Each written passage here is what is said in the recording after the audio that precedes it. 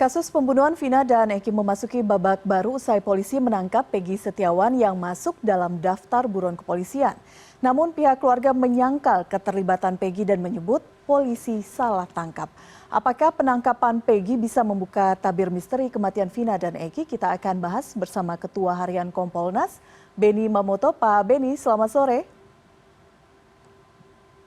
Selamat sore. Baik, dan kita juga nanti akan bergabung dengan kuasa hukum keluarga Vina, Putri Maya Rumanti. Saya ke Pak Beni terlebih dahulu. Pak Beni, sejak awal kasus Vina ini bergulir, publik melihat banyak kejanggalan. Bagaimana Anda melihat upaya pengungkapan kasus ini secara terang benderang oleh pihak kepolisian? Ya, yang pertama tentunya ini semua rame karena diangkat dalam sebuah film. Sehingga publik penasaran ingin tahu dan akhirnya banyak beredar isu-isu yang kemudian bisa membentuk opini.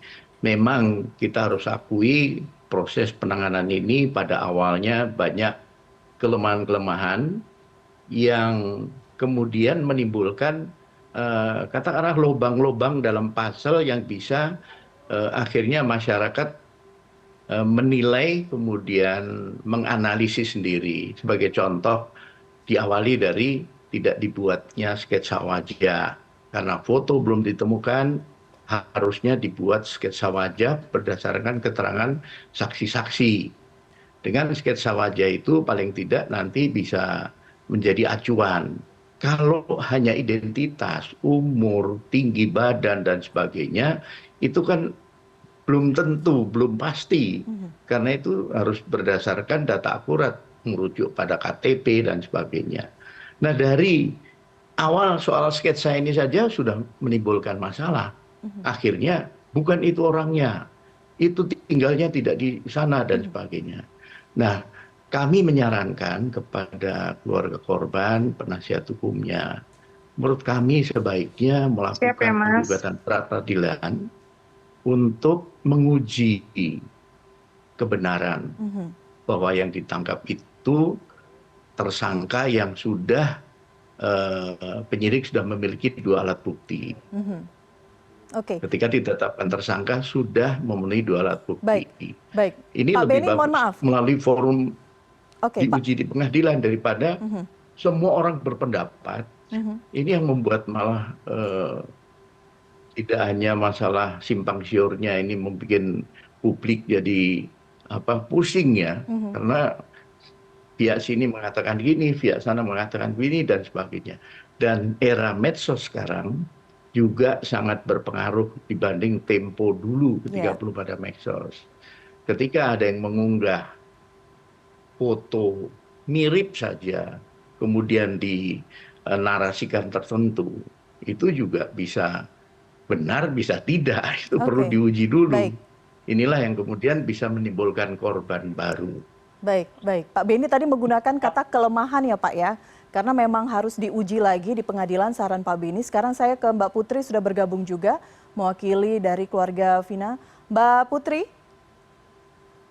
Iya Mbak, selamat sore. Selamat sore. Mbak Putri, keluarga Peggy, salah satu DPO yang sudah ditangkap, mengatakan polisi ini salah tangkap. Tapi bagaimana sebenarnya respon keluarga Vina saat mengetahui penangkapan Peggy ini? Iya Mbak, jadi ketika kita mendapatkan informasi perihal ada salah satu DPO yang tertangkap, tentunya merasa senang dan bersyukur sekali begitu. Nah, namun di satu sisi kami juga dan keluarga juga menyampaikan bahwa ada desas-desus perihal salah tangkap. Tapi saat ini kami tidak bisa berasumsi apapun dulu Mbak, dikarenakan kita juga kan belum mendapatkan jawaban secara pasti dari Polda Jabar perihal hasil dari pemeriksaan DPO tersebut, begitu Mbak.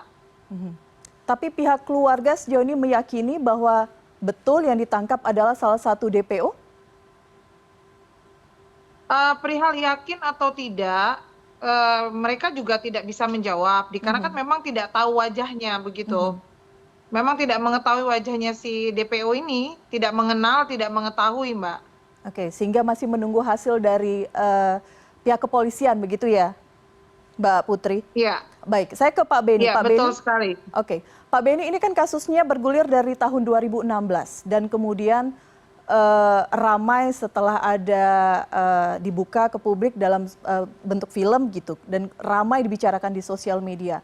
Sepanjang rentang tahun ini, bagaimana kemudian memastikan kepada publik bahwa betul bukti-bukti yang ada, bahwa betul penyidikan yang dilakukan adalah sesuai dengan standar dan prosedur yang berlaku? Ya, yang pertama perlu kami sampaikan bahwa lamanya penanganan ini sampai 8 tahun, dari analisis kami, pertama tadi ada titik-titik lemah ya, pembuktian secara saintifik, sperma tidak diperiksa DNA-nya, CCTV juga tidak diperiksa sepanjang jalan yang dilalui geng motor ini, kemudian sketsa juga belum dibikin. Ini kelemahan-kelemahan yang kemudian membuat proses pembuktiannya ini lambat.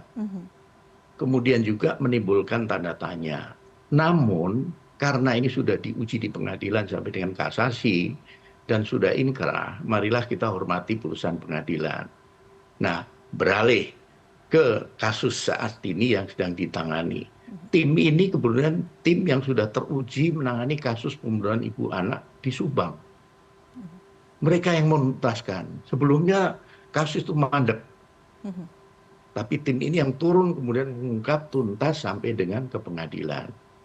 Sehingga menimbulkan optimisme. Saya sendiri optimis karena kami menyaksikan kinerja tim ini ketika kasus Subang. Oke, ini tim yang berbeda ya, Pak ya? Tim yang berbeda ketika di awal 2016. Ya, berbeda. Jadi penanganannya ini kan seperti estafet. Era kepemimpinan ini yang nangani timnya ini. Pejabatnya ganti, dilimpahkan ke berikutnya.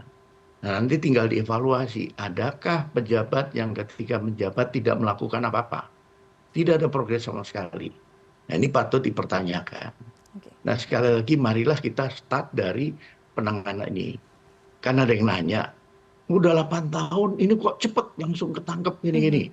Ya tadi, karena timnya ini tim yang boleh dikatakan punya kemampuan, kemudian kinerjanya bagus, serius, siang malam mereka all out, maka cepat. Menyisir satu-satu data itu cepat sekali.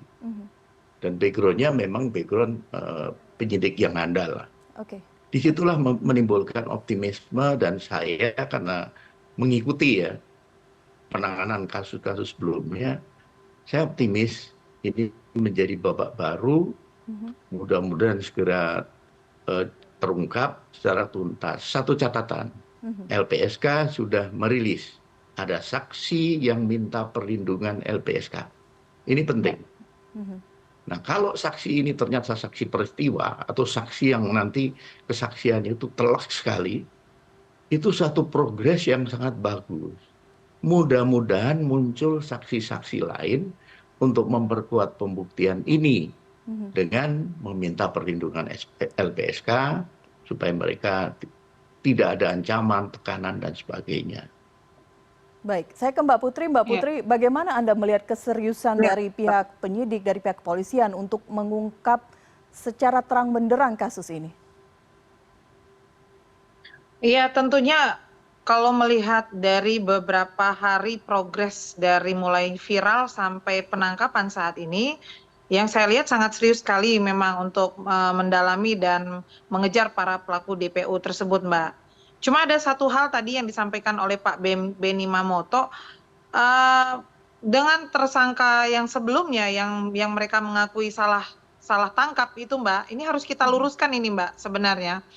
Perlu diketahui bahwa hasil dari pembicaraan saya dengan salah satu kuasa hukum dari para pelaku 5 orang yang sudah mencabut keterangannya di Polda Jawa Barat saat itu ternyata kuasa hukumnya tidak melakukan upaya hukum lanjutan, Mbak, hanya sampai di tingkat pengadilan negeri. Jadi tidak ada upaya banding sampai kasasi. Tidak ada. Begitu. Nah, ini juga harus dikoreksi nih, Pak. Jangan sampai membuat isu-isu yang tidak baik gitu kan, hingga mengacau. Mbak Putri? Ya, halo Mbak. Oke, silakan dilanjutkan. Halo. Ya. Ini yang saya juga ingin sampaikan kepada masyarakat, jangan sampai terbawa isu, termakan isu-isu yang belum tentu kebenarannya, begitu. Jadi kita serahkan saja kepada kepolisian, kita yakini bahwa kepolisian tuh mampu untuk mengungkap ini, gitu. Jadi lebih baik kita tunggu hasilnya, jangan kita berandai-andai juga agar fokus teman-teman itu bisa jelas gitu untuk menentukan apakah si DPO yang baru tertangkap ini benar dia pelakunya gitu. Jadi sama-sama kita sabar berdoa dan satu hal saya tidak mau juga dianggap bagaimana yakin atau tidak, terus percaya atau tidak. Kita membahas yang saat ini ya Mbak. Kalau masalah pelaku yang sudah pernah yang saat ini sudah terpidana itu saya yakini itu sudah sesuai porsinya Mbak. Nah yang ini kita tunggu saja Mbak hasilnya Mbak. Oke baik, Pak Beni penutup silahkan singkat saja. Ya, kami dari Kompolnas akan mengawal kasus ini terus dan kami menunggu untuk diundang gelar perkara. Biasanya kalau penyidikan sudah dinilai cukup, kami diundang untuk gelar perkara.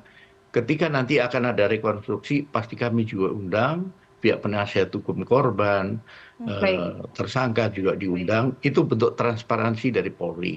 Mari kita dukung agar kasus ini segera tuntas. Oke, dan sama-sama masyarakat akan kawal. Pak Beni, terima kasih. Mbak Putri, terima kasih sudah berbincang bersama kami di CNN Indonesia Newsroom. Selamat sore. Ya, malam.